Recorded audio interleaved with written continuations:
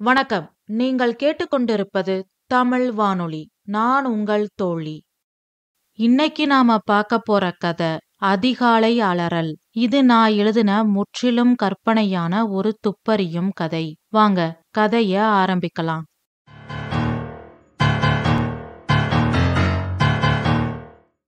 அத்தியாயம் 1.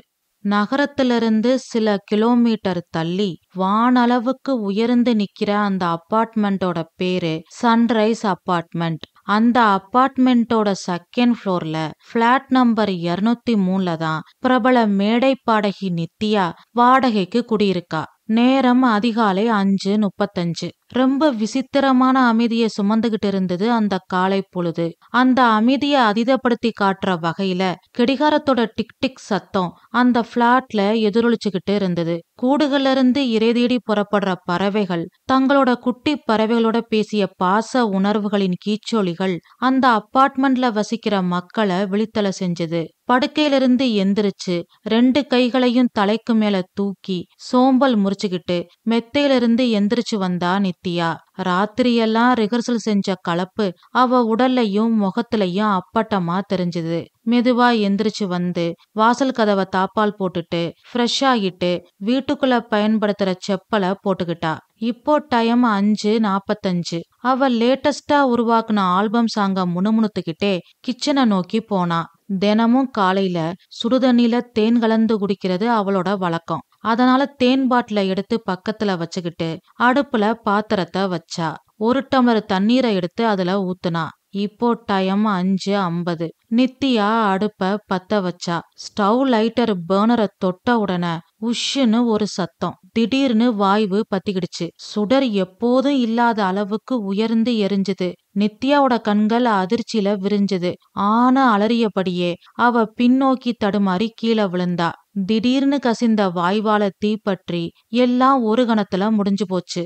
மறுபடியும் plot number 203ல மர்மமான ஒரு மௌனம் ஆக்கிரமிக்க ஆரம்பிச்சுது. நேரம் ஓடுச்சு. இப்போ டைம் காலையில 6 மணி. அந்த அப்பார்ட்மெண்ட்ல வசிக்கிற மக்கள் தங்களோட அன்றாட வேலைகளை தொடர ஆரம்பிச்சாங்க. நித்யா வீட்டுக்கு பக்கத்துல இருக்கிற பிளாட் நம்பர் 204ஓட ஓனர் சோமசுந்தரம் வெளியில வந்தாரு. வாசல்ல இருக்கிற நியூஸ் பேப்பரை குனிஞ்சு எடுத்தாரு. கேஸ் ஸ்மெல் பயங்கரமா வந்தது. சுத்தியும் முத்தியும் பார்த்தாரு. முகத்தை சுழிச்சுக்கிட்டே காத்த நல்லா சுவாசிச்சு பார்த்தாரு. கேஸ் ஸ்மெல் எங்க இருந்து வருது? நம்ம வீட்லயா இல்ல வேற எங்கேயாதுமா அப்படின்னு யோசிச்சுக்கிட்டே அவரோட வீட்டுக்குள்ள போனாரு. அவரோட மனைவி சகுந்தலா அப்பதான் பாத்ரூம்ல இருந்து வந்தா. ஸ்டவ் ஆன் ஆகல. சமையலறையில நிக்கிற கணவனை பார்த்து அவரோட மனைவி கேட்டா, என்னங்க காஃபி வேணுமா? ஒரு 5 நிமிஷம் இருங்க போட்டு தரேன் அப்படின்னா. இல்லம்மா ஒன்னும் அவசரம் இல்ல, பொறுமையா ரெடி பண்ணு. கேஸ் ஸ்மெல் வந்தது, நம்ம வீட்லயானு பார்க்க வந்தேன் அப்படின்னு சோமசுந்தரம் சொல்லிட்டு இருக்கும் போதே எதிர் பிளாட்ல இருக்கிற பூரணி வாக்கிங் முடிச்சிட்டு வந்தா. ஐயோ இது என்ன ஒரே கேஸ் ஸ்மெல்லா இருக்கு, யார் வீட்ல அப்படின்னு சத்தமா கேட்டா. அக்கம் பக்கத்துல இருந்த எல்லாரும் வெளியில வந்தாங்க. எல்லாரும் மூக்க மூடிக்கிட்டாங்க. நித்யாவோட பிளாட்ல இருந்து மட்டும் யாரும் வரல. ஒரு பொண்ணு சொன்னா, நித்யா வீட்ல இருந்து தான் வருது, நித்யா வெளியில வரவே இல்லையே அப்படின்னா. எல்லாரும் போய் நித்யா வீட்டு கதவை தட்டுனாங்க. நித்யா கதவை தர. எந்த பதிலும் இல்ல. மறுபடியும் தட்டினாங்க. எல்லாரும் ஒன்னா சேர்ந்து தட்டினாங்க. நித்யா, ரேகா யாராவது உள்ள இருக்கீங்களா? கதவை தரங்க அப்படின்னு மாத்தி மாத்தி கத்துனாங்க. ஆனா எந்த பதிலும் இல்ல. கேஸோட ஸ்மெல் மட்டும் அதிகரிச்சுக்கிட்டே போச்சு. அக்கம் பக்கத்து வீட்டுக்காரங்க கவலையோட ஒருத்தர ஒருத்தர் பாத்துக்கிட்டாங்க. அப்புறம் அந்த அப்பார்ட்மெண்ட்ல குடியிருக்கிற ஒருத்தர் சொன்னாரு, இதுக்கு மேல வெயிட் பண்றது நல்லதில்ல, ஏதோ பெரிய அசம்பாவிதம் நடந்திருக்கு அப்படின்னு சொல்லிக்கிட்டே தன்னோட தோலை கதவு மேல வச்சு தள்ளுனாரு. கதவு திறக்கல. அப்புறம் அந்த செகண்ட் ஃப்ளோர்ல குடியிருக்கிற ஆண்களை 2-3 பேர் ஒன்னா சேர்ந்து தங்களோட தோலை கதவு மேல வச்சு தள்ளுனாங்க. பலத்த சத்தத்தோட கதவோட தாழ்பால் உடைஞ்சு கதவு திறந்தது. எல்லாரும் வேகமா உள்ள வந்து பார்த்தாங்க. அப்போ கடிகாரத்துல நேரம் 6:15ன்னு காட்டுச்சு. அவங்க எல்லாரோட கண்ணும் சமையலறைய நோக்கி போச்சு.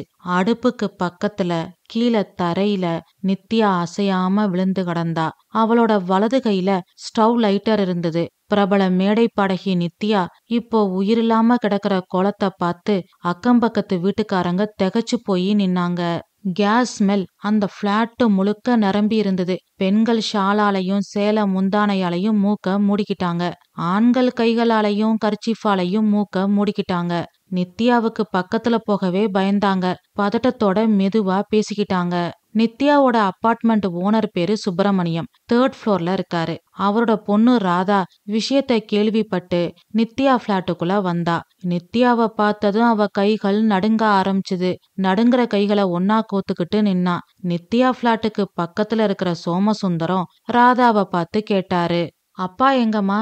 எங்க சொந்தக்காரங்க வீட்ல விசேஷம். அதனால அப்பாவும் அம்மாவும் நேத்து ராத்திரியே எங்க பூர்வீக கிராமத்துக்கு கிளம்பி போயிட்டாங்க. நான் மட்டும்தான் இப்போ வீட்ல இருக்கேன் அப்படின்னு நடுங்கிக்கிட்டே சொன்னான். அப்புறம் எதிர் வீட்டு பூரணி சொன்னா, நல்ல பொண்ணு நித்யா, எப்பவும் சிரிச்ச முகத்தோட இருப்பா. ஆமா ஆண்டி, நேத்து கூட நான் மார்க்கெட்ல இருந்து வரும்போது அவளை பார்த்தேன். அவ என்ன பார்த்து கை அசைச்சா அப்படின்னு ராதா சொன்னதும் பக்கத்து வீட்டுக்காரர் ரங்கராஜன் சொன்னாரு, நானும் நேத்து பார்த்தேன். அடுத்த வாரம் பெரிய மியூசிக் ப்ரோக்ராம் இருக்கு, அதுல பாட போறதா சொன்னான். ஆனா விதி இப்படி இவ்வளவு கொடூரமான ஒரு காரியத்தை செய்யும்னு யாரும் எதிர்பார்க்கல அப்படின்னு சொல்லி வருத்தப்பட்டாரு. அப்புறம் அந்த அப்பார்ட்மெண்ட்ல பிளாட் நம்பர் 202க்கு புதுசா குடி வந்திருக்கிற ரிட்டையர்ட் பேங்க் ஆபீசர் கிருஷ்ணன்றவரு சொன்னாரு, உடனே போலீஸுக்கு தகவல் சொல்லணும் அப்படின்னு சொல்லிட்டு அவரோட போனை எடுத்து போலீஸுக்கு போன் பண்ணாரு. கொஞ்ச நேரத்திலேயே அந்த அப்பார்ட்மெண்ட்டுக்கு வெளியில ஒரு போலீஸ் ஜீப்பு வந்து நின்னுது.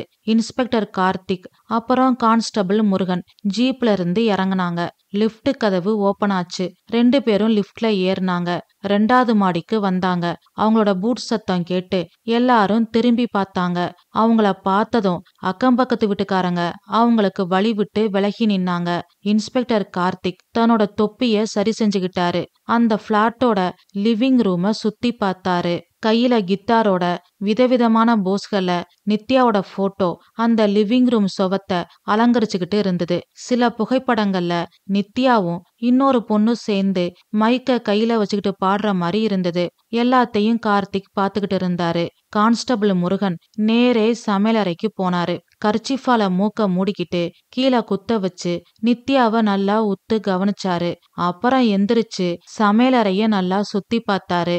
அப்புறம் சிலிண்டர் பக்கத்துலயும் போய் குனிஞ்சு பார்த்துட்டு சொன்னாரு, சார், கேஸ் ஸ்மெல் ஹெவியா இருக்கு. ஸ்டவ் நாப்பு லூஸா இருக்கு, நல்லா ஆஃப் பண்ணல அப்படின்னு கான்ஸ்டபிள் முருகன் சொன்னதும் இன்ஸ்பெக்டர் கார்த்திக் சமையல் அறைக்கு வந்தாரு. அடுப்புக்கு பக்கத்துல குனிஞ்சு சிலிண்டரையும் பேர்னரோட கருமையான விளிம்பையும் நித்யாவோட உடல்ல ஏற்பட்ட பாதிப்புகளையும் கண்களாலேயே ஸ்கேன் பண்ணாரு. அப்புறம் தன்னோட டேப்லெட்ல எல்லாத்தையும் குறிச்சுக்கிட்டு அங்கிருந்தவங்கள்ட்ட விசாரிக்க ஆரம்பிச்சாரு. முதல்ல பாடிய பார்த்தது யாரு, எங்களுக்கு போன் பண்ணது யாரு அப்படின்னு கேட்டாரு. ரிட்டையர்ட் பேங்க் ஆபீசர் கிருஷ்ணன் அவராவே முன் வந்து பேச ஆரம்பிச்சாரு. சார், நான் தான் உங்களுக்கு போன் பண்ணேன். என் பேரு Krishnan, retired bank officer. Okay mister Krishnan, என்ன நடந்துச்சுன்னு கொஞ்சம் சொல்றீங்களா அப்படின்னு இன்ஸ்பெக்டர் கார்த்திக் கேட்டதும் நடந்த எல்லாத்தையும் ஒண்ணு விடாம சொன்னாரு கிருஷ்ணன். சிலிண்டர் வெடிச்சிருந்தா பயங்கரமா சத்தம் கேட்டிருக்கும். ஆனா அப்படி எந்த சத்தமும் எங்களுக்கு கேட்கலையே சார், அதான் கொஞ்சம் குழப்பமா இருக்கு அப்படின்னு அவரோட சந்தேகத்தை கேட்டாரு கிருஷ்ணன். உங்க சந்தேகம் நியாயமான சந்தேகம்தான். சிலிண்டர் வெடிச்சிருந்தா பயங்கரமா சத்தம் கேட்டிருக்கும். ஆனா இங்க சிலிண்டர் வெடிக்கல. சிலிண்டர் ரெகுலேட்டரும் ஆன்ல இருக்கு. ஸ்டவ் நாபும் லூஸா இருக்கு, சரியா ஆஃப் பண்ணல. அதனால நித்யா அடுப்ப பத்த வைக்கும் போது குப்புன்னு தீ பத்திடுச்சு. பெரிய தீப்பொறிய பார்த்ததும் அதிர்ச்சியில அப்படியே கீழே விழுந்துட்டாங்க. இங்க சிலிண்டர் வெடிக்கல, கேஸ் கசிஞ்சு தீ பிடிச்சிருக்கு. அதனாலதான் உங்களுக்கு சத்தம் கேட்கல அப்படின்னு இன்ஸ்பெக்டர் கார்த்திக் சொன்னதும் தான் நடந்தது என்னன்னு எல்லாருக்கும் புரிஞ்சுது. அப்புறம் கான்ஸ்டபிள் முருகனை பார்த்து சொன்னாரு, இது கேஸ் லீக்கால ஏற்பட்ட விபத்து. சந்தேகப்படுற மாதிரி எதுவும் தெரியல. இது ஒரு நார்மல் விபத்து தான் அப்படின்னு இன்ஸ்பெக்டர் கார்த்திக் சொன்னதும் கான்ஸ்டபிள் முருகன் முகத்துல நிம்மதி தெரிஞ்சது. வேகமா தலையாட்டிக்கிட்டே சொன்னாரு, ஆமா சார், இது நார்மல் விபத்து தான். இன்ஸ்பெக்டர் கார்த்திக் டேப்லெட்ல குறிச்சுக்கிட்டதை சேவ் பண்ணிட்டு டேப்லெட்டை மூடினாரு. ஓகே, விபத்துன்னு ஃபைல் பண்ணி ரிப்போர்ட் ரெடி பண்ணுங்க. பாடிய போஸ்ட்மார்ட்டம்க்கு அனுப்புங்க. ஃபாரன்சிக் டீமை வர சொல்லுங்க அப்படின்னு இன்ஸ்பெக்டர் கார்த்திக் சொல்லிட்டு பிளாட் நம்பர் 203 விட்டு வெளியில போனாரு. அவரு பின்னாடியே கான்ஸ்டபிள் முருகனும் போனாரு. அவங்க போனதும் அக்கம் பக்கத்து வீட்டுக்காரங்க துக்கத்துல முணுமுணுத்தாங்க. சில பேருக்கு மௌனமா அழுதாங்க. ஆனா உண்மை மறைஞ்சிருக்கு, கூர்மையான கண்களுக்காக காத்திருக்கு. ஆமா, ஸ்டவ் நாபுக்கு பக்கத்துல ஒரு சின்னதா கிட்டத்தட்ட கண்ணுக்கே தெரியாத அளவுக்கு வெள்ளை நிறத்துல தூசி மாதிரி ஒண்ணு படிஞ்சிருக்கு. அதை யாருமே கவனிக்கல. நேரம் 7:30. 2வது தளத்துல லிப்ட் நின்னுச்சு. இன்ஸ்பெக்டர் கார்த்திக், கான்ஸ்டபிள் முருகன் 2 பேரும் பேசிக்கிட்டே லிப்டுக்குள்ள போனாங்க. அப்போ அதே லிப்ட்ல இருந்து தலைமுடிய நேர்த்தியா கட்டிக்கிட்டு ஜாக்கிங் ஷூக்களை போட்டுக்கிட்டு பால் பாக்கெட்டோட வெளியில வர ரேகாவை அவங்க கவனிக்கல. அவதான் நித்யாவோட ரூம்மேட், பெஸ்ட் ஃப்ரெண்ட். நித்யா வீட்ல நித்யாவோட புகைப்படத்துல இருக்கிறதும் அவதான். இவளும் மேடை பாடகிதான். போலீஸ்காரங்கள சந்தேகம் கலந்த குழப்பத்தோட பார்த்துட்டு தன்னோட பிளாட்டை நோக்கி வந்தா. அவ பிளாட்டுக்கு முன்னாடி கூட்டமா இருக்கிறத பார்த்து பதட்டமானா. வேகமா உள்ள வந்தா. என்னாச்சு நித்யா, எங்க இருக்க அப்படின்னு பதட்டமா கேட்டா. அவளை பார்த்து அக்கம் பக்கத்து வீட்டுக்காரங்க பரிதாபப்பட்டாங்க. ரேகா கிச்சனை நோக்கி போனா. அங்க நித்யா இருந்த குளத்தை பார்த்த அதிர்ச்சியில அவ கையில இருந்த பால் பாக்கெட் கீழே விழுந்தது. நித்யாவை பார்த்து கதறி அழுதா. நித்யாவுக்கு பக்கத்துல போக போனவளை பிடிச்சு இழுத்து சோஃபாவில உட்கார வச்சாங்க அக்கம் பக்கத்து வீட்டுக்காரங்க. நல்லாதானே இருந்தா, என்னாச்சு அப்படின்னு கேட்டு அழுதா. எதிர் வீட்டு பூரணி சொன்னா, கேஸ் லீக் ஆயிருக்கு, கவனிக்காம அடுப்ப பத்த வைக்க போய் இப்படி ஆயிருக்கு அப்படின்னு பூரணி சொன்னதும் ரேகா தலையில அடிச்சுக்கிட்டு அழுதா. நான் தான் ஜாக்கிங் போகும்போது அவளை எழுப்பி விட்டுட்டு போனேன். இப்படி ஆகும்னு தெரிஞ்சிருந்தா அவளை எழுப்பி விட்டுருக்கவே மாட்டேன் அப்படின்னு சொல்லி கதறுனா. அவளோட கண்ணீர் அங்க இருக்கிறவங்களோட உள்ளத்தை உருக்குச்சு. அவளுக்கு என்னன்னு ஆறுதல் சொல்றது, எப்படி ஆறுதல் சொல்றதுன்னு தெரியாம எல்லாரும் அமைதியா இருந்தாங்க.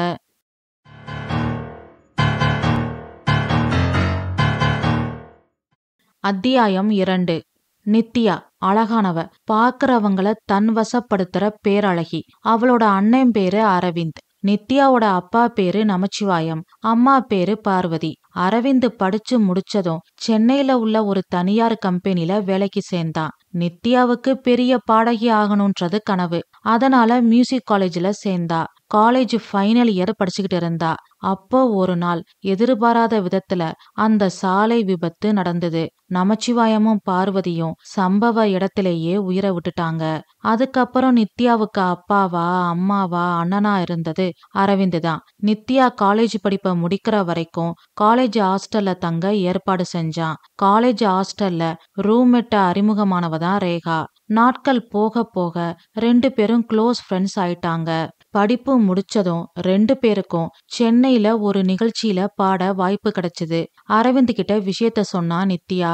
உடனே அரவிந்த் சென்னைக்கு கொஞ்சம் தள்ளி இருக்கிற சன்ரைஸ் அப்பார்ட்மெண்ட்ல ஒரு வீட்டை வாடகைக்கு எடுத்து நித்யாவையும் ரேகாவையும் தங்க வச்சான். நாட்கள் போச்சு. நித்யாவோட தேன் மதுர குரலோசைக்கும் இனிய கீதத்துக்கும் ரசிகர்கள் கூட்டம் நாளுக்கு நாள் அதிகமாச்சு. வாழ்க்கை நல்லபடியா போச்சு.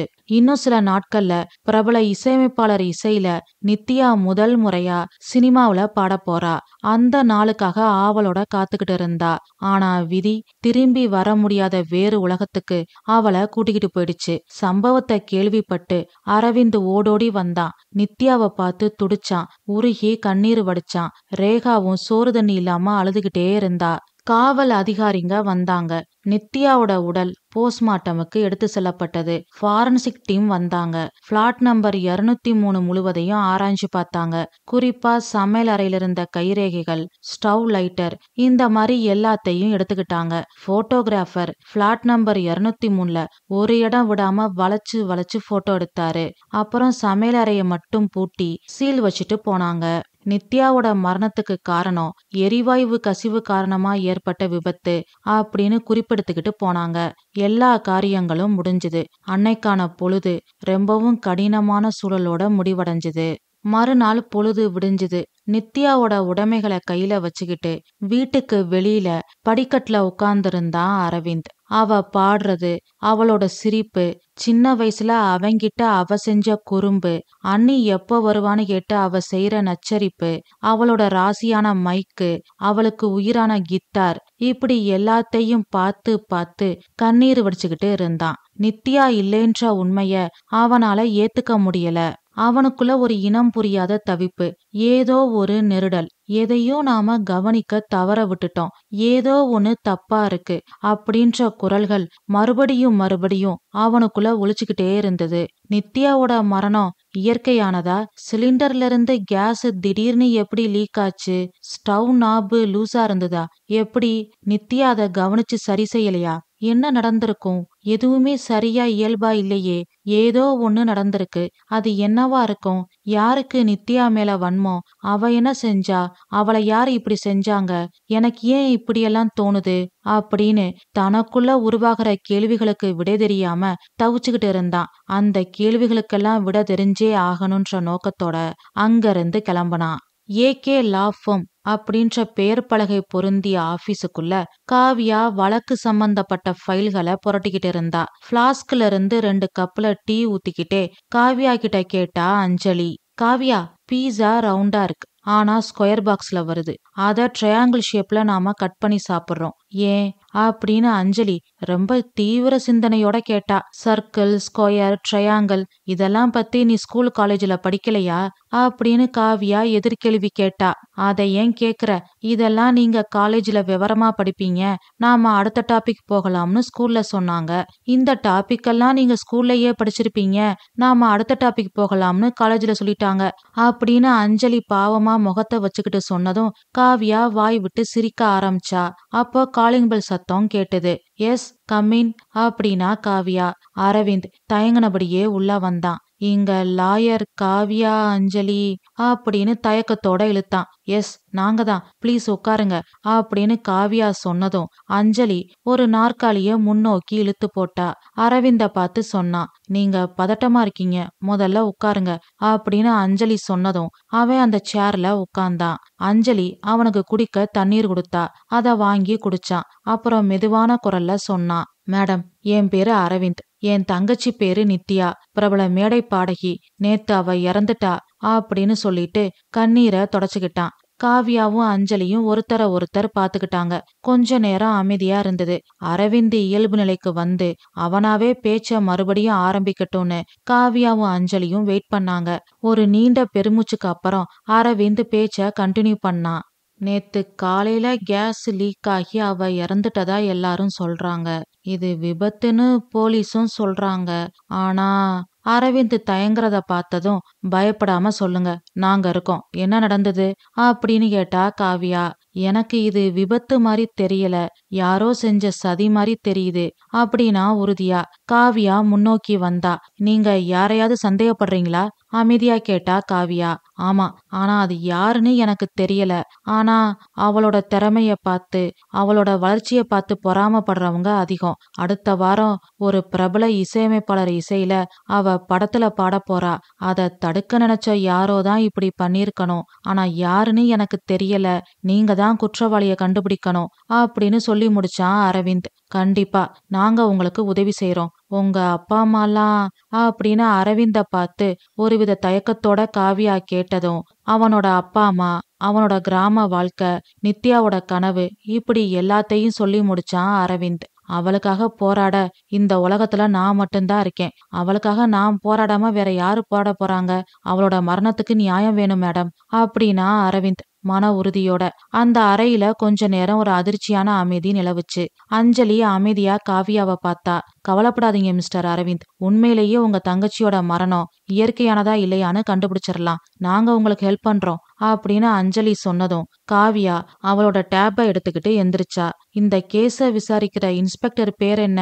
எந்த station? Inspector Karthik, S2 sunrise Nagar police station. Okay, முதல்ல நாம போலீஸ் ஸ்டேஷனுக்கு போகலாம் அப்படின்னு காவியா சொன்னதும் 2 பேரோட செல்போனை எடுத்து பேக்ல வச்சுக்கிட்டு அஞ்சலி கிளம்புனா. 3 பேரும் S2 சன்ரைஸ் நகர் போலீஸ் ஸ்டேஷனுக்கு வந்தாங்க. இன்ஸ்பெக்டர் கார்த்திக்க பார்த்து காவியாவும் அஞ்சலியும் பேசினாங்க. Sir, I am Kavya, she is Anjali, we are lawyers. Yes ma'am, I know about both of you. சொல்லுங்க மேம், என்ன விஷயம்? நேத்து சன்ரைஸ் அபார்ட்மெண்ட்ல நித்யான்ற பாடகி கேஸ் லீக் ஆகி இறந்துட்டாங்க இல்லையா? ஆமா, அதுக்கு என்ன? இவர் பேரு அரவிந்த், இறந்து போன நித்யாவோட அண்ணே, எங்களோட கிளைண்ட்.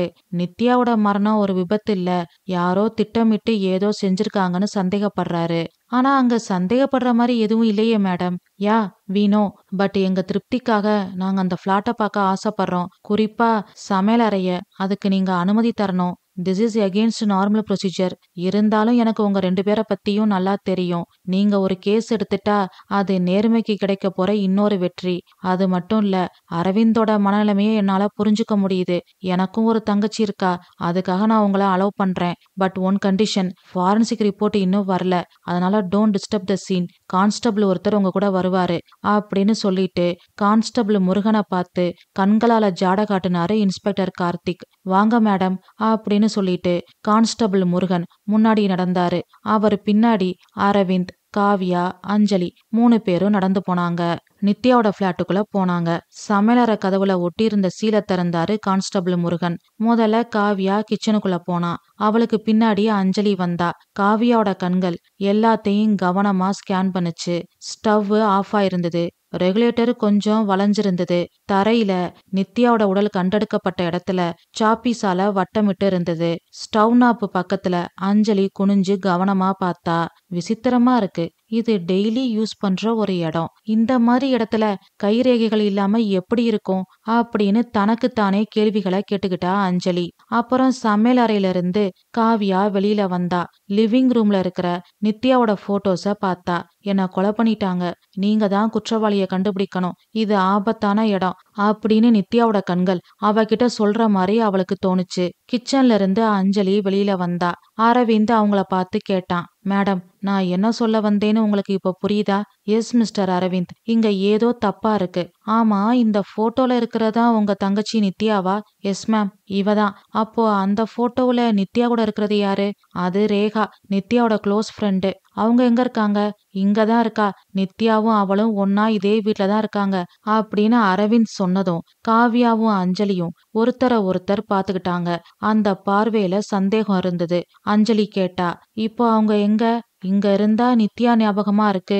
அதனால இன்னைக்கு ஒரு நாள் அவளோட இன்னொரு ஃப்ரெண்டு பேரு கீதா, அவ வீட்டுல போய் தங்கிட்டு வரேன்னு சொல்லிட்டு போயிருக்கா. ஓ, ஓகே அப்படின்னு ஒரு முடிவுக்கு வந்த மாதிரி காவியா சொன்னதும் அஞ்சலி சொன்னா, ஓகே மிஸ்டர் அரவிந்த், இந்த வழக்க நாங்க எடுத்துக்கிறோம். உங்க தங்கச்சிக்கு கண்டிப்பா நீதி கிடைக்கும். அதுக்கு நாங்க பொறுப்பு. குற்றவாளி எங்க கிட்ட இருந்து ஓடவும் முடியாது, ஒளியவும் முடியாது. வி ஆர் வாட்சிங் அப்படின்னா.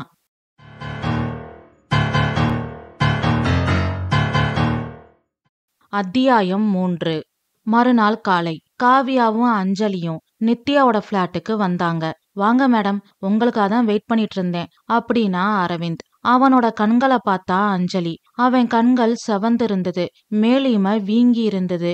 ராத்திரியெல்லாம் தூங்காம அழுதுகிட்டே இருந்தீங்களோ அப்படின்னு கேட்ட அஞ்சலிய பிரமிச்சு போய் பார்த்தான் அரவிந்த். உங்களுக்கு எப்படி தெரியும் மேடம்? அதெல்லாம் லாயர் சீக்ரெட் அப்படின்னா அஞ்சலி குறுஞ்சிரிப்போட. ஓகே அரவிந்த், இன்னும் ரேகா வரலையா? இன்னும் வரல மேடம், இன்ஃபார்ம் பண்ணிட்டேன் அப்படின்னா அரவிந்த் இயல்பா. காவியாவும் அஞ்சலியும் ஒருத்தர ஒருத்தர் பாத்துக்கிட்டு மர்மமா சிரிச்சுக்கிட்டாங்க. அப்புறம் அரவிந்த பார்த்து காவியா சொன்னா, அக்கம் பக்கத்து வீட்டுக்காரங்களை கொஞ்சம் வர சொல்றீங்களா? நாம விசாரணைய ஸ்டார்ட் பண்ணலாம் அப்படின்னு காவியா சொன்னதும் அரவிந்த் வெளியில போய் எல்லாரையும் கூட்டிட்டு வந்தான். எல்லாரும் தங்களுக்குள்ள பேசி முணுமுணுத்துக்கிட்டே வந்தாங்க. நித்யாவோட மரணம் விபத்து இல்ல அப்படின்ற நியூஸ் பரவுனதுமே எல்லாருக்குள்ளயும் ஒருவித ஆர்வம் அதிகமாச்சு. நித்யாவோட மரணத்துக்கு யாரு காரணம் அப்படின்னு தெரிஞ்சுக்கிறதுக்கு பல பேருக்கு ஆர்வம் அதிகமா இருந்தது. சில பேருக்கு போலீஸு, வக்கீலு, விசாரணை இதெல்லாம் நினைச்சு பயம் அதிகமா இருந்தது. சில பேரு நித்யாவை நினைச்சு அனுதாபப்பட்டாங்க. இந்த கேஸ்னால நம்மளோட வேலையெல்லாம் தடபடுதே அப்படின்னு சில பேரு அழுத்துக்கிட்டாங்க. இவங்க தான் காவியா, அஞ்சலி, வக்கீல். நித்யா கேஸ் பத்தி விசாரிக்க வந்திருக்காங்க அப்படின்னு அரவிந்த் சொன்னதும் சிலர் முகத்துல ஆர்வமும் சந்தோஷமும் தெரிஞ்சுது. சிலர் முகத்துல பதட்டம் தெரிஞ்சுது. ஒவ்வொருத்தரும் தங்களை அறிமுகம் பண்ணிக்கிட்டதுல கொஞ்ச நேரம் போச்சு. ஓகே, எல்லாரும் வந்தாச்சுல, இனி விசாரணைய ஆரம்பிக்கலாமா அப்படின்னு காவியா சிரிப்பு மாறாம கேட்டதும் எல்லாரும் சரின்னு தலையாட்டுனாங்க. நீங்க யாரும் பயப்படவோ பதட்டப்படவோ தேவையில்லை. உண்மை என்னன்னு கண்டுபிடிக்கத்தான் நாங்க வந்திருக்கோம். நேத்து காலையில நீங்க ஏதாவது வித்தியாசமா புதுமையா ஏதாவது பார்த்திருந்தாலோ கேட்டிருந்தாலோ மறைக்காம எங்ககிட்ட சொல்லுங்க. ஒவ்வொரு சின்ன சின்ன விஷயமும் எங்களுக்கு ரொம்ப முக்கியம் அப்படின்னு காவியா இயல்பா சொல்லிட்டு இருக்கும் போது அந்த கூட்டத்திலிருந்து ஒருத்தன் மெதுவா நகர்ந்து போனான். அவன் பேரு அருண். நித்யா பிளாட்டுக்கு 2 பிளாட் தள்ளி வசிக்கிற ஒரு இளைஞன். இவனும் ஒரு இசைக்கலைஞன் தான். வாழ்க்கையில வெற்றி பெறணும் அப்படின்ற கனவுகளோட சிங்கார சென்னைக்கு வந்த பல இளைஞர்கள்ல இவனும் ஒருத்தன். அவன் கையில அவனோட கித்தார் இருந்தது. அப்போ பிளாட் நம்பர் 204 இருக்கிற சோமசுந்தரம் இவன் தான் எப்ப பார்த்தாலும் நித்யா பின்னாடி சுத்திக்கிட்டே இருப்பான் அப்படின்னு அருணை பார்த்து ஆத்திரத்தோட சொன்னாரு. காவியாவும் அஞ்சலியும் அவனை பார்த்தாங்க. மிஸ்டர், இப்படி வாங்க அப்படின்னு அஞ்சலி சொன்னதும் அருண் தயங்கிக்கிட்டே முன்னாடி வந்தான். உங்க பேரு? அருண். உங்களுக்கும் நித்யாவுக்கும் என்ன உறவு அப்படின்னு கேட்டுட்டு அவனை உத்து பார்த்தா அஞ்சலி. அருண் தலை கவிழ்ந்து அமைதியா நின்னான். அப்புறம், மேடம், நான் அவளை உயிருக்கு உயிரா காதலிச்சேன். அவளோட குரலுக்கு இருக்கிற பல கோடி ரசிகர்கள்ல நானும் ஒரு ஆளு. யாருக்கும் இல்லாத ஒரு தெய்வீக குரல் அவளோடது. அவளுக்கு நான் ப்ரப்போஸ் பண்ணேன். ஆனா அவ என் காதலை ஏத்துக்கல. அவளோட நோக்கமே அவ இசைத்துறையில பெரிய பாடகியா வரணும்ன்றது மட்டும்தான். அவ என்ன காதலிக்கல. அவ காதலிச்சது இசைய மட்டும்தான் அப்படின்னு மூச்சு வாங்க சொல்லி முடிச்சான் அருண். அக்கம் பக்கத்துக்காரங்க தங்களுக்குள்ள மெதுவா பேசி முணுமுணுத்துக்கிட்டாங்க. ஓகே மிஸ்டர் அருண், நேத்து காலையில சம்பவம் நடந்த போது நீங்க எங்க இருந்தீங்க அப்படின்னு நிதானமா மெல்லிய குரல்ல காவியா கேட்டதும் அருண் பதட்டமானான். அவனோட உள்ளங்கைகளை தேக்க ஆரம்பிச்சான். காவியாவோட கண்கள் அவனை ஊடுருவுச்சு. காலையில சம்பவம் நடந்தப்ப அப்படின்னு தடுமாறுனா அருண். அப்புறம் நிதானிச்சுக்கிட்டு சொன்னான். என்னைக்கு என்ன நித்யா ரிஜெக்ட் பண்ணாலோ அன்னையில இருந்து எனக்கு தூக்கமே போச்சு. நேத்து வழக்கம் போல எனக்கு தூக்கம் வரல. அதனால மொட்டை மாடிக்கு போற வழியில படிக்கட்டுல உட்கார்ந்து கித்தார் வாச்சுக்கிட்டு இருந்தேன். காலையில வரைக்கும் அங்கேயேதான் இருந்தேன். அப்பதான் எல்லாரும் கேஸ் ஸ்மெல் நித்யா நித்யான்னு கத்துனாங்க. அந்த சத்தம் கேட்டுதான் நான் கீழே வந்தேன் அப்படின்னா அருண் அதே மெதுவான குரல்ல. நீங்க நித்யா வீட்டுக்கு முன்னாடி சுத்திக்கிட்டு இருந்ததை பார்த்த சாட்சி எங்க கிட்ட இருக்கு. நேத்து ராத்திரி நீங்க அவளை சந்திக்க ட்ரை பண்ணிருக்கீங்க அப்படித்தானே அப்படின்னு அஞ்சலி கேட்டதும் அருணுக்கு தூக்கி வாரி போட்டுருச்சு. இல்ல, நான் சத்தியமா அவளை சந்திக்க ட்ரை பண்ணல. அவளை என்னால மறக்க முடியலன்றது உண்மைதான். அவளை பத்தி நினைக்காம என்னால ஒரு நிமிஷம் கூட இருக்க முடியாதுன்றதும் உண்மைதான். ஆனா அதுக்காக ஒரு பொண்ணு வேண்டாம்னு சொன்ன பிறகு அவளை டிஸ்டர்ப் பண்ற அளவுக்கு நான் மோசமான பையன் இல்ல. கோபத்துல படபடன்னு கொட்டி தீத்தான் அருண். மேடம், நேத்து போலீஸ் எங்க எல்லாருடைய கைரேகையும் எடுத்துட்டு போயிருக்காங்க. நித்யாவோட டைரியையும் எடுத்துட்டு போயிருக்காங்க அப்படின்னா அரவிந்த். ஓகே, ஃபாரன்சிக் ரிப்போர்ட் வரட்டும். அதுக்குள்ள நாம யாரையும் குற்றவாளின்னு கன்ஃபார்ம் பண்ணக்கூடாது அப்படின்னு அஞ்சலி சொல்லிட்டு இருக்கும் போது அவளை இடமறிச்சு எதிர் வீட்டு பூரணி சொன்னா. மேடம், இந்த வீட்டு ஹவுஸ் ஓனர் பேரு சுப்பிரமணியம். அவரோட பொண்ணு இதோ நிக்கிறாளே இந்த ராதா தான். இவ அடிக்கடி நித்யா கூட சண்டை போடுவா. அதுக்கு நாங்க எல்லாரும் சாட்சி அப்படின்னு பூரணி சொன்னதும் எல்லாரும் ராதாவை சந்தேகத்தோட பார்த்தாங்க. ஆமா, அவ கூட சண்டை போட்டேன். தினமும் நடுராத்திரில பாட்டு பாடுறேன்ற பேர்ல கத்தி எல்லாரும் தூக்கத்தையும் கெடுத்துக்கிட்டு இருந்தா கோவப்பட்டு சண்டை போடாம மடியில தூக்கி வச்சு கொஞ்சுவாங்களா? அவளோட ஒத்திகையால இங்க இருக்கிற எல்லாரோட தூக்கமும் கெட்டு போகுது. அதனால கோவப்பட்டு சண்டை போட்டேன். அதுக்காக அவளை அழிக்கணும்ன்ற எண்ணம்லாம் எனக்கு இல்ல. பொறிஞ்சு தள்ளுனா ராதா. அவளை வியப்போட பார்த்தா அஞ்சலி. ஆனா முந்தா நாள் சாயந்தரம் நீ புது கேஸ் சிலிண்டரை வாங்கினதா செக்யூரிட்டி சொன்னாரே, அது உண்மையா அப்படின்னு திடீர்னு அஞ்சலி கேட்டதும் ராதாவுக்கு வேர்த்து கொட்டுச்சு. ராதா, உண்மைய மறைக்காம சொல்லுங்க அப்படின்னா காவியா. நான் கேஸ் சிலிண்டர் வாங்கினது உண்மைதான். எங்க வீட்டுல சிலிண்டர் தீந்து போச்சு. அம்மா புக் பண்ணிருந்தாங்க. சிலிண்டர் ஆபீஸ்ல இருந்து டெலிவரி பண்றவங்க கொண்டு வந்தாங்க. வேணும்னா ஆபீஸ்க்கு போன் பண்ணி விசாரிச்சு பாருங்க. புது சிலிண்டர் அப்படியே எங்க வீட்டுல இருக்கு. இன்னும் கனெக்ஷன் கூட பண்ணல. ஓ, அப்போ சாப்பாடெல்லாம்? எனக்கு சமைக்க தெரியாது. ஆர்டர் பண்ணி தான் சாப்பிட்றேன். ஓகே ராதா, நீ ஒரு உண்மைய மறைக்காம சொல்லு. நித்யா மேல உனக்கு பொறாம இருந்துச்சுல, அவளோட வெற்றி உனக்குள்ள ஒரு தாழ்வு மனப்பான்மையை உருவாக்குச்சுல அப்படின்னு கேள்விகளை அடுக்கிக்கிட்டே போனா காவியா. ஆமா, எனக்கு அவளை பிடிக்காது. அவளை எல்லாரும் பாராட்டுறதும் எல்லாரும் அவளை தூக்கி வச்சு ஆடுறதும் எனக்கு சுத்தமா பிடிக்காது. ஆனா அதுக்காக கொலை செய்யற அளவுக்கு கொடூரமான ஆள் நான் இல்ல அப்படின்னு கத்துனா. அங்க இருந்தவங்க எல்லாரும் வாயடைச்சு நின்னாங்க. அருண் அப்புறம் ராதாவை பார்க்க அரவிந்தோட கண்கள்ல கோப கனல் மின்னுச்சு. இருந்தாலும் சட்டத்துக்கு உட்பட்டு அமைதியா இருந்தான். நாங்க யாரையும் குற்றவாளின்னு சொல்லல. சந்தேகம்னு வந்துட்டா அதை கிளியர் பண்ணிக்கிறது நல்லது. எங்களுக்கு உங்க எல்லாருடைய பதிலும் ரொம்ப முக்கியம். நித்யா இந்த அப்பார்ட்மெண்ட்ல உங்க கூட இருந்த ஒரு பொண்ணு. அவளுக்கு நடந்த அநியாயத்துக்கு எதிரா நீங்களே குரல் கொடுக்கலைன்னா வேற யாரு குரல் கொடுப்பாங்க? அதனால கோவப்படாம பொறுமையா உங்க ஆன்சரை சொல்லுங்க அப்படின்னு ராதாவை பார்த்து நிதானமா சொன்னா காவியா. அதுக்கு அப்புறம்தான் ராதாவோட முகத்துல இருந்த கோபம் மறைய ஆரம்பிச்சுது. அப்புறம் அங்கிருந்த எல்லார்கிட்டையும் விசாரிச்சுட்டு காவியாவும் அஞ்சலியும் வெளியில வந்தாங்க. அவங்க வர வரைக்கும் ரேகா அங்க வரலன்றத 2 பேரும் கவனிச்சாங்க. ஆனாலும் ரேகாவை பத்தி யார்கிட்டையும் விசாரிக்காம அமைதியா வெளியில வந்தாங்க. அவங்களோட கார்ல ஏறினாங்க. அருண் நித்யாவை சின்சியரா லவ் பண்ணிருக்கான். அவ ரிஜெக்ட் பண்ணிட்டா அப்படின்னா அஞ்சலி. ஆமா, அதனால அவன் மனம் உடைஞ்சு போயிட்டான். ஆனா அதுக்காக அவன் அவளை கொலை பண்ணிருப்பான்னு எனக்கு தோணல. கரெக்ட் காவியா. அதே மாதிரிதான் ராதாவும். நித்யாவுக்கு கிடைக்கிற பேர் புகழை பார்த்து ராதா பொறாமப்பட்டிருக்கா. அவ கூட சண்டை போட்டிருக்கா. ஆனா அதுக்காக அவ கொலை பண்ணிருப்பான்னு எனக்கு தோணல. எனக்கும் தான். ஃபாரன்சிக் ரிப்போர்ட் வரட்டும். அத வச்சுதான் நாம உண்மைய கண்டுபிடிக்கணும். நாளைக்கு ரிப்போர்ட் வந்துருமா? வந்துரும்னு தான் கான்ஸ்டபிள் முருகன் சொன்னாரு. பாக்கலாம். ஓகே காவியா. இன்னைக்கு நடந்த விசாரணையில இருந்து Arun one side lover, Radha பொறாம பிடிச்ச ஹவுஸ் ஓனர். 2 பேருக்குமே நித்யாவை கொலை பண்றதுக்கான காரணங்கள் இருக்குன்னு தெரிஞ்சுக்கிட்டோம். எஸ் அஞ்சலி.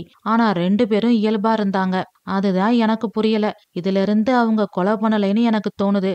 எனிஹவ், இன்னைக்கு விசாரணையில இருந்து நாம பாதி உண்மைதான் கண்டுபிடிச்சிருக்கோம். எக்ஸாக்ட்லி அஞ்சலி. ஆனா மீதி உண்மை தெரியணும்னா நாம ஒரு முக்கியமான ஆளை சந்திக்கணும். அது யாருன்னு சொல்லு பார்க்கலாம். ரேகா. சூப்பர் அஞ்சலி. வர வர செம புத்திசாலியா மாறிட்டு வர. எல்லாம் தங்களோட ஆசீர்வாதம். இப்படி 2 பேரும் மாத்தி மாத்தி பேசிக்கிட்டே கார்ல அவங்க ஆபீஸ நோக்கி போயிட்டு இருந்தாங்க.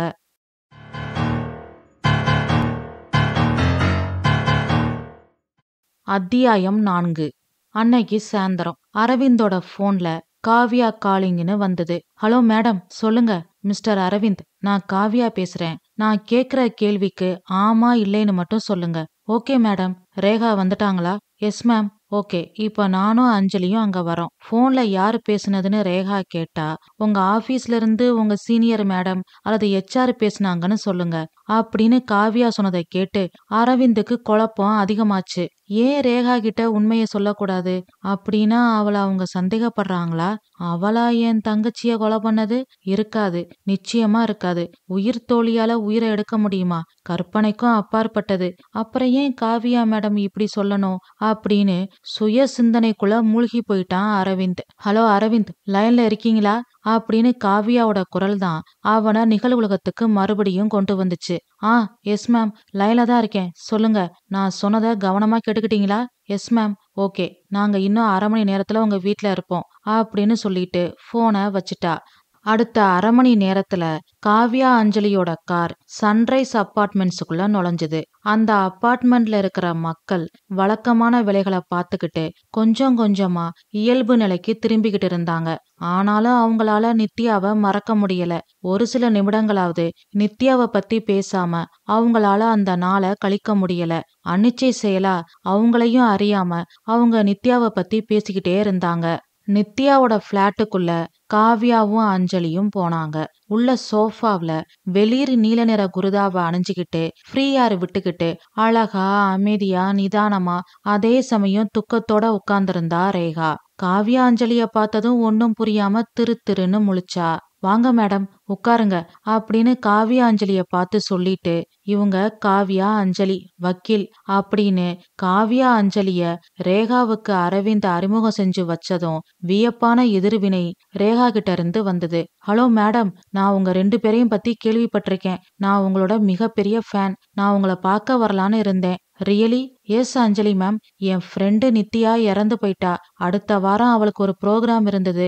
அவ இறந்து போயிட்டதால ப்ரோக்ராம் ஸ்டாப் பண்ணணும். அவங்க கொடுத்த அட்வான்ஸ் பணத்தை திருப்பி கொடுக்கணும். இதுக்கெல்லாம் என்னென்ன லீகல் ஃபார்மாலிட்டிஸ் இருக்குன்னு உங்களை பார்த்து கேட்கலாம்னு இருந்தேன். ரொம்ப தேங்க்ஸ். நீங்க சொன்னதை நாங்க மனசுல வச்சுக்கிறோம். கட்டாயம் உங்களுக்கு ஹெல்ப் பண்றோம். ஆனா அதுக்கு முன்னாடி நாங்க கேக்குற கேள்விகளுக்கு நீங்க பதில் சொல்ல முடியுமா? ஓ கண்டிப்பா. கேளுங்க காவியா மேம். நித்யா இறந்த அன்னைக்கு காலையில என்ன நடந்துச்சுன்னு சொல்ல முடியுமா?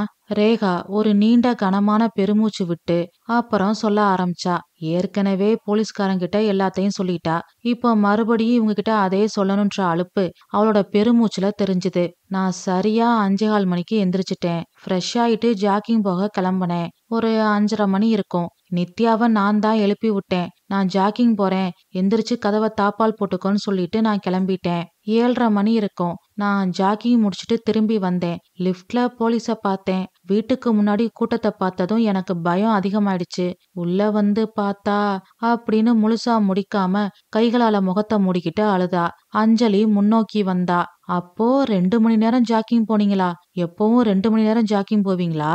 இல்ல மேம், எப்பவும் 1 மணி நேரம் தான் ஆகும். அன்னைக்கு என்னோட இன்னொரு ஃப்ரெண்ட வழியில மீட் பண்ணேன். பேசிட்டே இருந்தேன். நேரம் போனது தெரியல அப்படின்னு சொல்லிக்கிட்டே கண்ணீரை தொடச்சுக்கிட்டா. ஓகே, நீங்க கிளம்பும்போது வீட்ல கேஸ் ஸ்மெல் ஏதாவது உங்களுக்கு தெரிஞ்சுதா அப்படின்னு கேட்டுட்டு அவளை உத்து பார்த்தா காவியா. ரேகா கொஞ்ச நேரம் யோசிச்சா. அப்புறம் இல்ல மேம், எனக்கு அந்த மாதிரி எந்த ஸ்மெல்லும் தெரியலையே. காலையில நீங்க காஃபி குடிக்க கிச்சனுக்கு போகலையா? நான் காலையில கிச்சன் பக்கம் போகவே இல்ல. நித்யா தான் தினமும் காலையில வெறும் வயித்துல ஹாட் வாட்டர்ல ஹனி மிக்ஸ் பண்ணி குடிப்பா. நான் ஜாகிங் போயிட்டு வந்து 6:30 மணிக்கு தான் காஃபி குடிப்பேன். சோ நித்யா தினமும் காலையில வெறும் வயித்துல ஹாட் வாட்டர்ல ஹனி மிக்ஸ் பண்ணி குடிப்பாங்கன்னு உங்களுக்கு நல்லா தெரியும், அப்படித்தானே அப்படின்னு திடீர்னு அஞ்சலி கேட்டதும் ரேகாவுக்கு தூக்கி வாரி போட்டுருச்சு. What you mean? காலேஜ்ல இருந்து நாங்க ரூம்மேட்ஸ். அவளோட சின்ன சின்ன அசைவும் எனக்கு தெரியும். என்னை பத்தி A to Z அவளுக்கு தெரியும் அப்படின்னா ரேகா ஆத்திரத்தோட. காவியாவும் அஞ்சலியும் ஒருத்தரை பாத்துக்கிட்டாங்க. அப்போ காவியாவுக்கு போன் வந்தது. இன்ஸ்பெக்டர் கார்த்திக் காலிங்னு வந்தது. சொல்லுங்க சார். மேடம், நாளைக்கு காலையில ஃபாரன்சிக் ரிப்போர்ட்டும் போஸ்ட்மார்ட்டம் ரிப்போர்ட்டும் வந்துரும். நாளைக்கு காலையில நீங்க ஸ்டேஷனுக்கு வர முடியுமா? கண்டிப்பா சார், தேங்க்யூ அப்படின்னு சொல்லிட்டு போனை வச்சுட்டா. ரேகாவை பார்த்து சொன்னா. ஓகே மிஸ் ரேகா, இவ்வளவு நேரம் நாங்க கேட்ட கேள்விக்கு பொறுமையா பதில் சொன்னதுக்கு ரொம்ப தேங்க்ஸ். நாங்க கிளம்புறோம் அப்படின்னு சொல்லிட்டு அரவிந்த பார்த்து கஞ்சாட காட்டிட்டு காவியாவும் அஞ்சலியும் அங்கிருந்து கிளம்புனாங்க. அவங்க போனதும் ரேகா மெதுவா எந்திரிச்சு அவளோட ரூம்குள்ள போனா. அங்க குறுக்கையும் நெடுக்கையும் உலாத்துனா. கைகளை பிசைஞ்சா. தீவிரமா சிந்திச்சா. இதையெல்லாம் கவனிச்சுக்கிட்டே இருந்தான் அரவிந்த். ஆனா ஒன்னும் தெரியாதவன் மாதிரி இயல்பா இருந்தான். சன்ரைஸ் அபார்ட்மெண்ட்ஸ் கார் பார்க்கிங்க்கு காவியாவும் அஞ்சலியும் வந்தாங்க. அங்க செக்யூரிட்டி ஒருத்தர்கிட்ட பேசிக்கிட்டு இருந்தாரு. இவங்கள பார்த்ததும் செக்யூரிட்டி சிரிச்சாரு. காவியாவும் அஞ்சலியும் அவர்கிட்ட வந்தாங்க. மேடம், நித்யா அம்மாவை கொன்னது யாருன்னு தெரிஞ்சுதா? தெரிஞ்சுக்க ட்ரை பண்ணிட்டே இருக்கோம். ஆமா, இவர் யாரு? இவரு பேரு முனுசாமி. நம்ம அபார்ட்மெண்ட்ஸ்ல இருக்கிற முக்கால்வாசி வீட்டுக்கு இவர் தான் பால் போடுவாரு அப்படின்னு செக்யூரிட்டி சொன்னதும் நித்யா வீட்டுக்கும் நீங்க தான் பால் போடுவீங்களா அப்படின்னு காவியாவும் அஞ்சலியும் ஒன்னா கேட்டாங்க. ஆமாங்கம்மா. நீங்க இங்க புதுசா குடி வந்திருக்கீங்களா? எந்த பிளாட்டுமா? எத்தனை பால் பாக்கெட் வேணும் அப்படின்னு முனுசாமி கேட்டதும் காவியாவும் அஞ்சலியும் சிரிக்க ஆரம்பிச்சாங்க. செக்யூரிட்டி சொன்னாரு. யோ முனுசாமி, இவங்க வக்கீல். நித்யா அம்மா கேஸ வாதாடுறவங்க. மன்னிச்சுக்கோங்கம்மா அப்படின்னாரு முனுசாமி தர்ம சங்கடத்தோட. பரவாயில்லண்ணே, நித்யா இறந்த அன்னைக்கு காலையில நீங்க அவங்க வீட்டுக்கு பால் போட்டீங்களா? போட்டேம்மா. அப்போ உங்களுக்கு கேஸ் ஸ்மெல் ஏதாவது வந்துச்சா அப்படின்னு காவியா கேட்டா. முனுசாமி கொஞ்ச நேரம் யோசிச்சாரு. அப்புறம் இல்லைங்கம்மா, அன்னைக்கு ரேகா அம்மாவே என்கிட்ட இருந்து பால் வாங்கிக்கிட்டாங்க அப்படின்னு முனுசாமி சொன்னதும் காவியாவுக்கும் அஞ்சலிக்கும் வியப்பா இருந்தது. 2 பேரும் அதிர்ச்சியோட ஒருத்தர் பாத்துக்கிட்டாங்க. அன்னைக்கு என்ன நடந்ததுன்னு கொஞ்சம் தெளிவா சொல்ல முடியுமா அப்படின்னு கேட்டா அஞ்சலி. அன்னைக்கு நடந்தத முனுசாமி சொல்ல ஆரம்பிச்சாரு. தினமும் காலையில 6 மணிக்கு அந்த அப்பார்ட்மெண்ட்ஸுக்கு பால் போட வந்துருவாரு முனுசாமி. எல்லார் வீட்டு வாசலையும் மாட்டி இருக்கிற பையில பால் பாக்கெட்டை போட்டுட்டு போவாரு. அன்னைக்கும் அப்படித்தான். முனுசாமி பால் போட வந்தாரு. கிரவுண்ட் ஃப்ளோர்ல வண்டிய நிறுத்திட்டு பையில பால் பாக்கெட்டை எடுத்து வச்சுக்கிட்டு இருந்தாரு முனுசாமி. அப்போ ரேகா அங்க வந்தா. முனுசாமிய பார்த்ததும் அண்ணே, எங்க வீட்டுக்கா பால் போட போறீங்க அப்படின்னு கேட்டா. ஆமாமா, என்கிட்ட கொடுத்துருங்க. பாவம் நீங்க. எங்க ஒரு வீட்டுக்காக செகண்ட் ஃப்ளோர் வரணும். பரவாயில்லம்மா, இருக்கட்டும். அதான் லிஃப்ட் இருக்குல்ல. இருக்கட்டும் அண்ணே, என்கிட்ட கொடுங்க. நீங்க நேரே 3rd ஃப்ளோர் போங்க அப்படின்னு சொல்லிட்டு முனுசாமி கிட்ட இருந்து பால் பாக்கெட்டை வாங்கிக்கிட்டு ரேகா அங்கிருந்து போயிட்டா. அதுக்கப்புறம் முனுசாமி நேரே 3rd ஃப்ளோருக்கு போய் பால் பாக்கெட்டை போட்டுட்டு லிஃப்ட் வழியா கிரவுண்ட் ஃப்ளோருக்கு வந்துட்டாரு. அந்த அப்பார்ட்மெண்ட்ஸ்ல மெயின்டெனன்ஸ் வேலை செய்யற கந்தன் சொல்லிதான் நித்யா வீட்ல கேஸ் லீக் ஆகி நித்யா இறந்துட்டான்ற விஷயம் முனுசாமிக்கு தெரியும். இது எல்லாத்தையும் சொல்லி முடிச்சாரு முனுசாமி. அஞ்சலி கேட்டா. நீங்க ரேகாவை பார்க்கும்போது எத்தனை மணி இருக்கும்? ஒரு 6-6:15 இருக்குமா? செகண்ட் ஃப்ளோர்ல நித்யா வீட்ல மட்டும்தான் நீங்க பால் போடுறீங்களா? ஆமாங்கம்மா. அப்போ மத்தவங்க எல்லாம் என் வயித்துல அடிக்கிறதுக்காகவே சோமன்னு ஒருத்தன் இருக்கான். நான் எங்கெல்லாம் பால் போடுறனோ அங்க அவனும் போட்டிக்கு வந்துருவான். விளங்காதவன். அவங்கிட்ட பால் வாங்குறாங்க அப்படின்னாரு கடுப்பா. காவியாவும் அஞ்சலியும் ஒருத்தரை ஒருத்தர் பார்த்து சிரிச்சுக்கிட்டாங்க.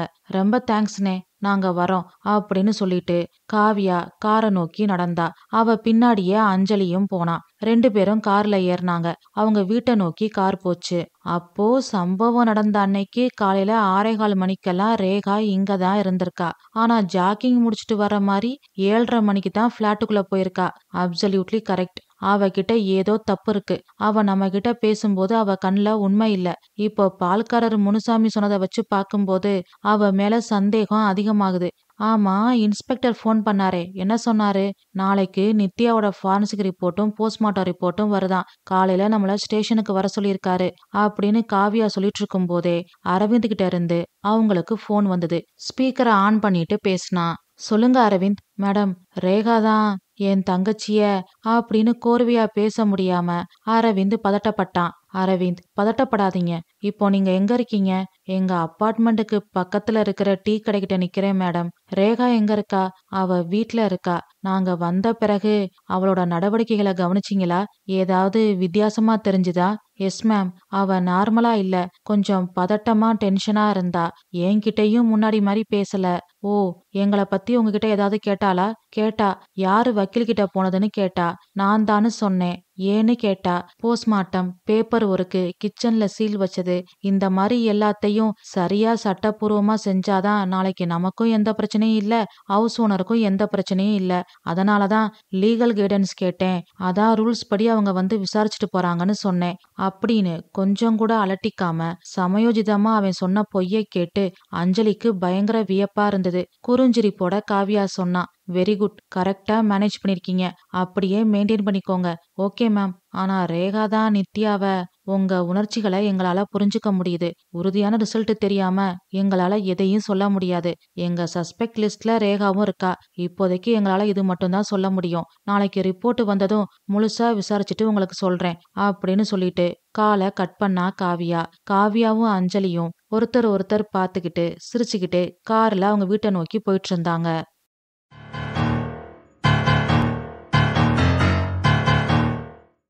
அத்தியாயம் 5. மறுநாள் S2 சன்ரைஸ் நகர் போலீஸ் ஸ்டேஷனுக்கு ஃபாரன்சிக் ரிப்போர்ட்டும் போஸ்ட்மார்ட்டம் ரிப்போர்ட்டும் வந்து சேர்ந்தது. இன்ஸ்பெக்டர் கார்த்திக்கு முன்னாடி காவியாவும் அஞ்சலியும் உட்கார்ந்திருந்தாங்க. கூட கான்ஸ்டபிள் முருகனும் இருந்தாரு. மேடம், மூச்சு திணறல் அதிகமானதாலையும் திடீர்னு ஏற்பட்ட அதிர்ச்சியால உண்டான ஹார்ட் அட்டாக்கும் தான் நித்யாவோட இறப்புக்கு காரணம்னு போஸ்ட்மார்ட்டம் ரிப்போர்ட் வந்திருக்கு.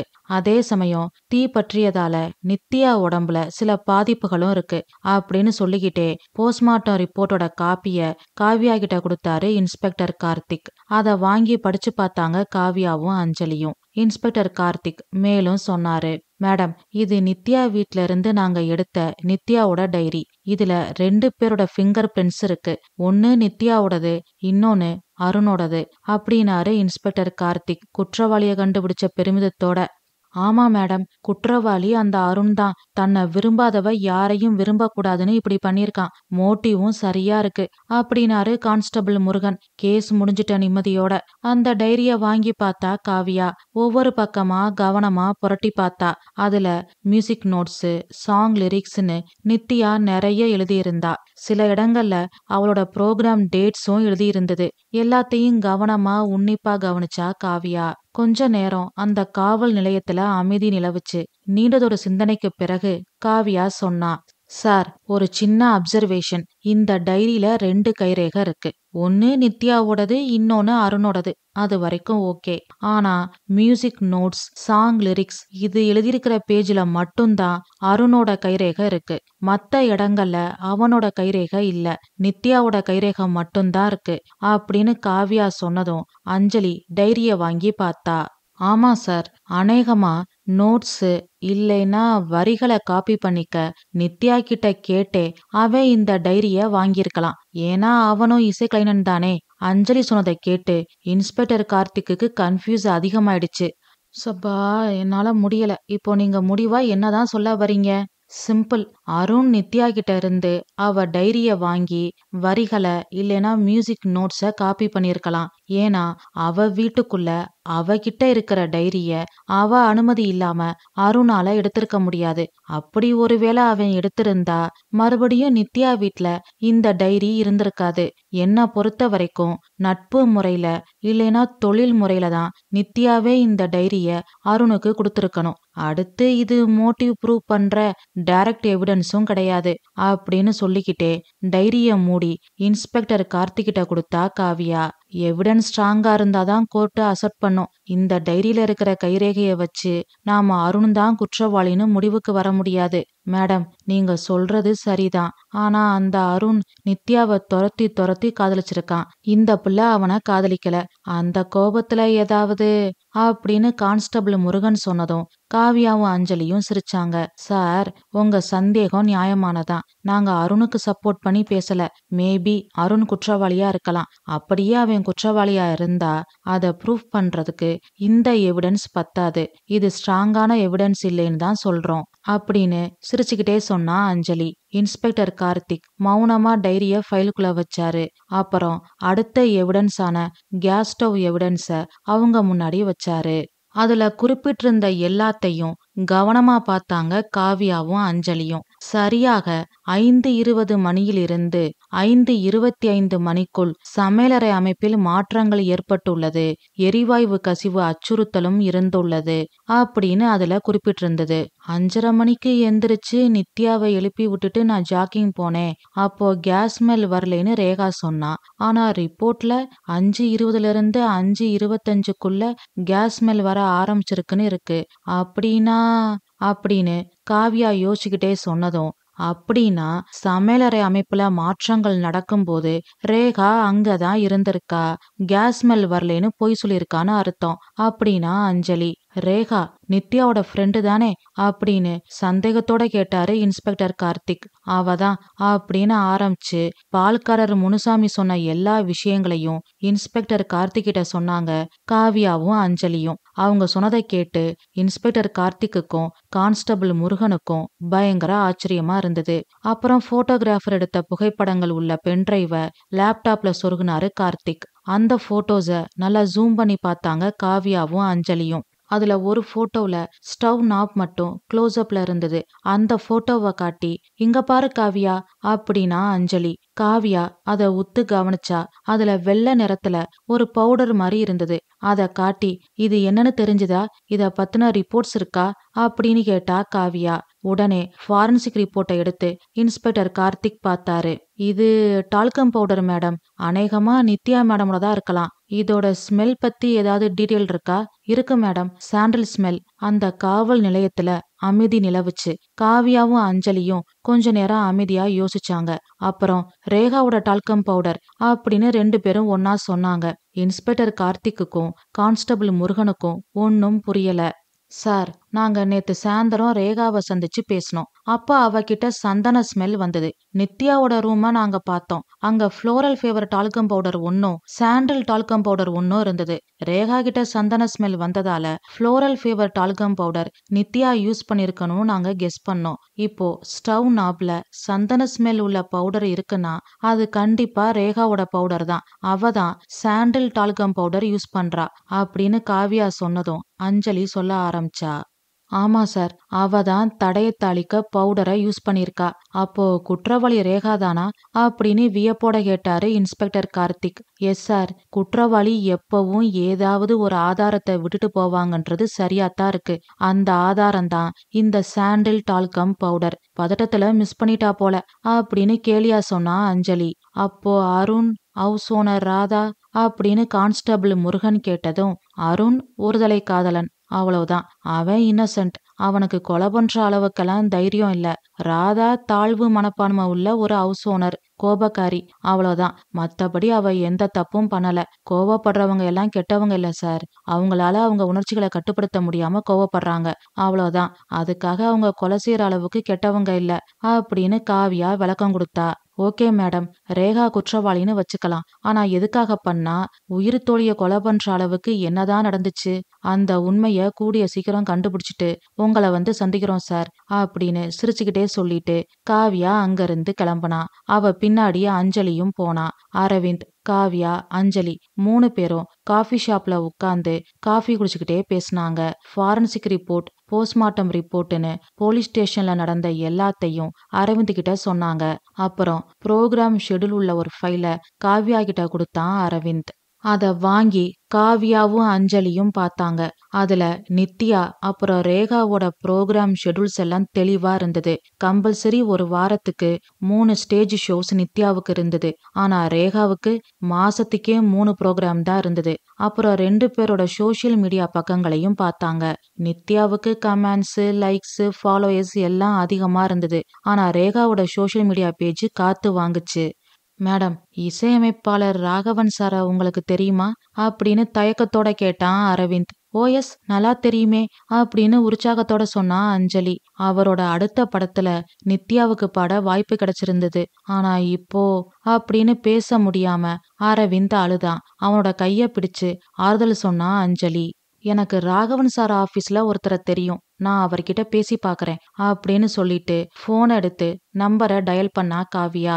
ராகவன் சாரோட பிஏ பேசினாரு.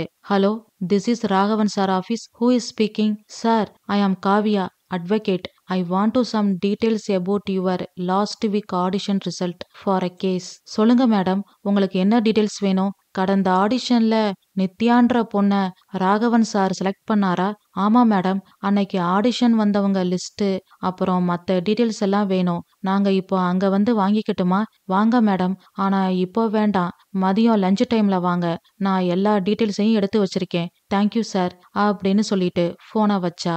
மதியம் லஞ்ச் டைம்ல கரெக்டா காவ்யா, அஞ்சலி, அரவிந்த் 3 பேரும் ராகவன் சார் ஆபீஸ்ல பிஏ முன்னாடி உட்கார்ந்திருந்தாங்க. அன்னைக்கு ஆடிஷன் வந்தவங்க லிஸ்ட் அப்படின்னு சொல்லி ஒரு ஃபைல காவ்யா கிட்ட கொடுத்தாரு பிஏ. அத வாங்கி புரட்டி பார்த்தாங்க காவ்யாவும் அஞ்சலியும்.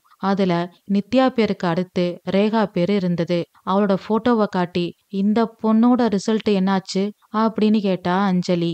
இந்த பொண்ணும் நல்லாதான் பாடுச்சு, ஆனா இதை விட நித்யாவோட குரல் தான் ராகவன் சாருக்கு பிடிச்சிருந்தது. ஒருவேளை நித்யா இந்த ஆடிஷனுக்கு வரலைனா அப்படின்னு காவ்யா கேட்டதும், கண்டிப்பா ரேகாவுக்கு தான் வாய்ப்பு கிடைச்சிருக்கும் அப்படின்னு பிஏ சொன்னதும் 3 பேரும் ஒருத்தர ஒருத்தர் பாத்துக்கிட்டாங்க. நித்யா வரலைனா ரேகா தான் செலக்ட் ஆயிருப்பான்னு பிஏ சொன்ன வார்த்தைகள் அவங்களுக்கு அதிர்ச்சியையும் வியப்பையும் கொடுத்தது.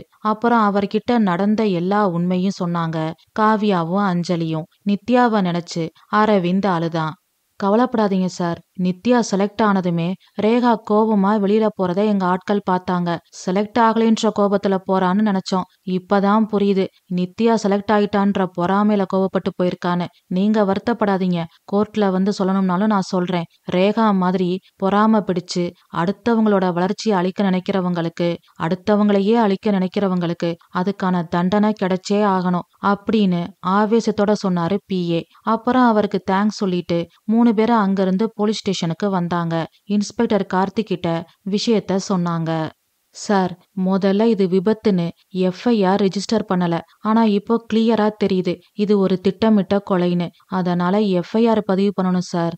எஃப்ஐஆர் இருந்தாதான் இன்வெஸ்டிகேஷன் பண்ணி சார்ஜ் ஷீட் ரெடி பண்ண முடியும். அப்பதான் கோர்ட்ல வாதாடி ரேகாவுக்கு தண்டனை வாங்கி கொடுக்க முடியும் அப்படின்னு காவ்யா சொன்னதும் இன்ஸ்பெக்டர் கார்த்திக் 3 பேரையும் அமைதியா பார்த்தாரு. அப்புறம் மெதுவா தலையசைச்சாரு. ரெஜிஸ்டரை கொண்டு வர சொல்லி கான்ஸ்டபிள் முருகனை பார்த்து சைகை செஞ்சாரு. பிறகு இறந்து போன நித்யாவின் அண்ணன் அரவிந்தின் புகார், வழக்கறிஞர்கள் காவியா மற்றும் அஞ்சலியின் வாக்குமூலங்களின் அடிப்படையில் மற்றும் முறைகேடு நடந்திருக்கிறது என்பதை ஃபாரன்சிக் ரிப்போர்ட் மூலம் உறுதி செய்து கொண்டதன் பேரில் இன்ஸ்பெக்டர் கார்த்திக் ஐபிசி 302 120B மற்றும் 201 கீழ் எஃப்ஐஆர் பதிவு செஞ்சாரு. பின் கான்ஸ்டபிள் முருகனை பார்த்து சொன்னாரு, கைது பண்றதுக்கான மெமோவை ரெடி பண்ணுங்க, உடனே நாம ரேகாவை கைது பண்ணணும் அப்படின்னு உறுதியா சொன்னாரு இன்ஸ்பெக்டர் கார்த்திக். அப்புறம் லேடிஸ் கான்ஸ்டபிளை கூட்டிக்கிட்டு நித்யாவோட பிளாட்டுக்கு போனாங்க. இன்ஸ்பெக்டர் கார்த்திக்கும் கான்ஸ்டபிள் முருகனும் காவல் அதிகாரிகளை பார்த்ததும் ரேகாவுக்கு வேர்த்து கொட்டுச்சு. நான் எந்த தப்பும் செய்யலேன்னு வாதாடுனா, எதா இருந்தாலும் கோர்ட்ல பாத்துக்கலான்னு சொல்லி அவளை அரெஸ்ட் பண்ணி கூட்டிட்டு வந்துட்டாங்க காவல் அதிகாரிகள். நாளைக்கு நித்யாவோட வழக்கு விசாரணைக்கு வருது. அதனால எல்லா ஆதாரங்களையும் ஒண்ணு சேர்த்துட்டு இருந்தாங்க காவ்யாவும் அஞ்சலியும்.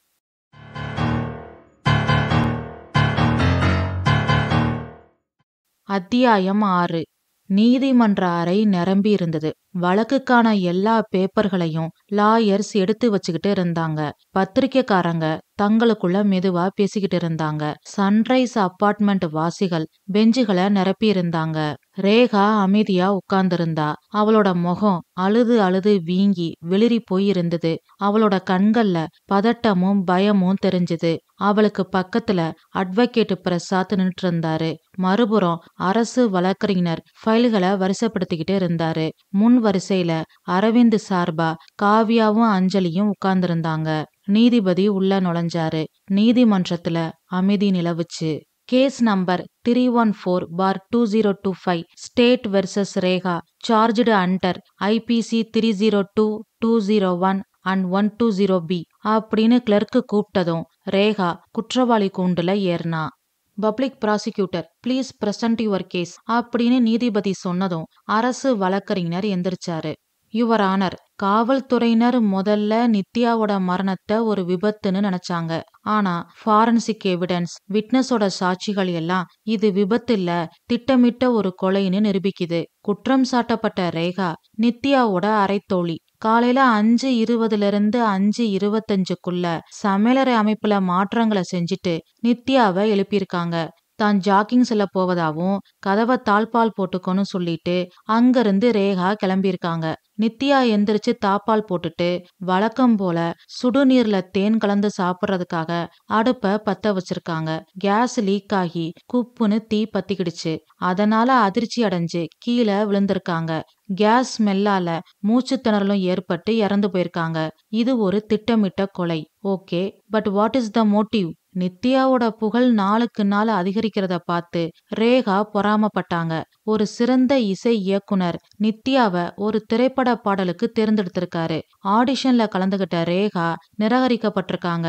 அந்த ஆடிஷனுக்கு பிறகு ரேகா கோவப்பட்டு வந்ததுக்கு சாட்சிகள் இருக்கு. நோக்கம் தெளிவா இருக்கு, பொறாம மற்றும் தொழில் பேராசை அப்படின்னு பப்ளிக் ப்ராசிக்யூட்டர் சொன்னதும் அட்வொகேட் பிரசாத் எழுந்து அப்ஜெக்ஷன் யுவர் ஆனர், அரசு தரப்பு பொறாமையின் கதைய அழகா வடிவமைக்குது. ரேகா நித்யாவை கொன்னதுக்கான நேரடி ஆதாரம் எதுவும் இல்ல.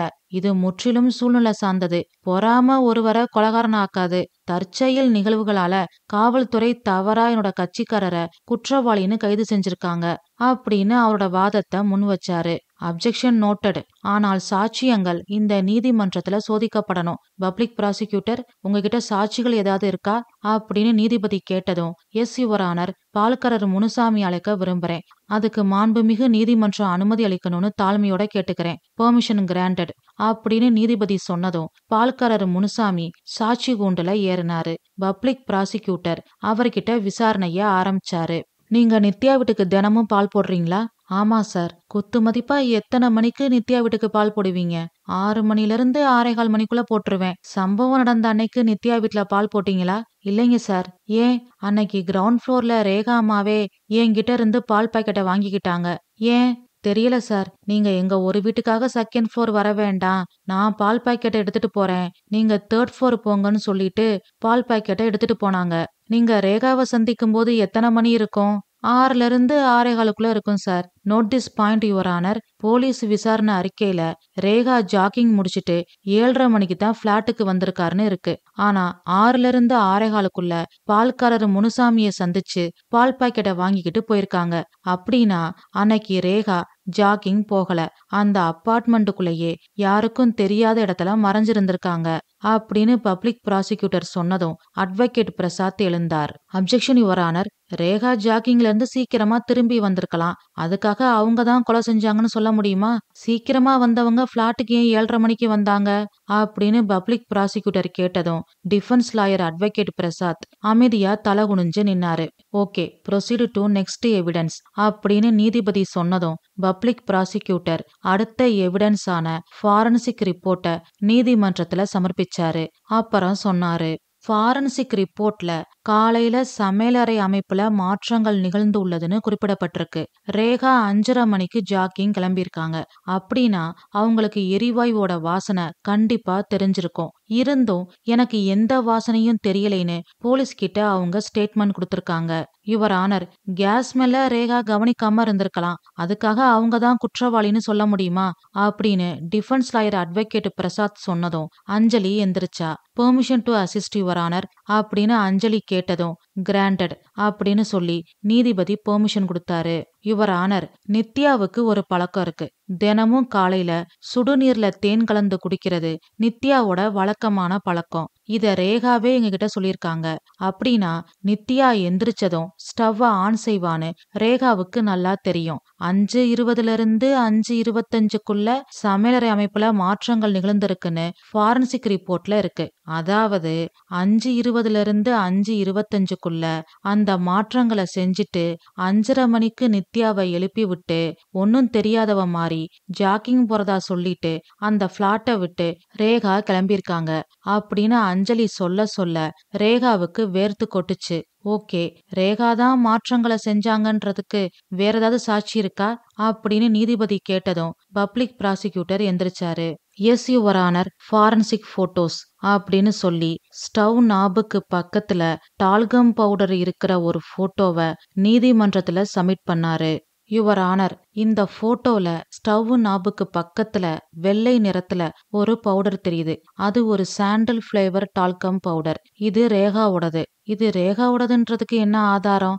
ஏன் அது நித்யாவோட டால்கம் பவுடரா இருக்கலாமே அப்படின்னு அட்வொகேட் பிரசாத் கேட்டதும் காவ்யா எந்திரிச்சா. யுவர் ஆனர், அந்த பிளாட்ல 2 டால்கம் பவுடர் இருந்தது.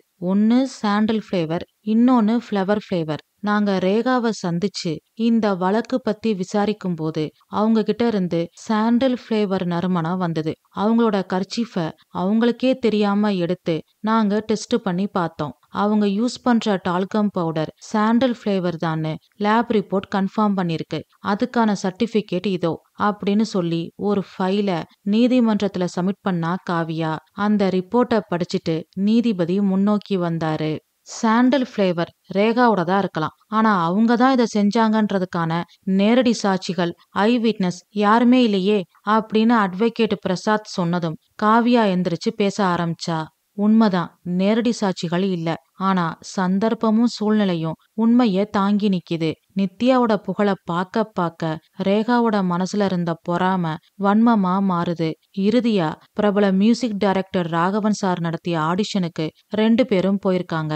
அங்க நித்யா செலக்ட் ஆனா, நித்யா இல்லைனா அடுத்த இடத்துல இருக்கிற ரேகாவுக்கு தான் அந்த வாய்ப்புன்னு ரேகா தெரிஞ்சுக்கிட்டா. அவளுக்குள்ள அதிகரிச்சுக்கிட்டு இருந்த வன்மம் அவளை மிருகமா மாத்துச்சு. உயிர் தோழின்னு கூட பார்க்காம அந்த கொடூர செயலை துணிஞ்சு செஞ்சா. நித்யா மீது இருந்த பொறாம அவளுக்குள்ள இருந்த நட்புணர்வை கொன்றுச்சு அப்படின்னு காவியா அவளோட வாதத்தை முடிச்சதும் அஞ்சலி எந்திரிச்சா. 5:15 மணிக்கு எந்திரிச்ச ரேகா 5:20 இருந்து 5:25க்குள்ள சமையலறை அமைப்புல மாற்றங்களை செஞ்சுட்டு அவளோட டால்கம் பவுடரை வச்சு தடயத்தை அழிச்சிட்டு நித்யாவை எழுப்பி விட்டு ஜாக்கிங் போற மாதிரி பிளாட்டை விட்டு கிளம்பியிருக்கா.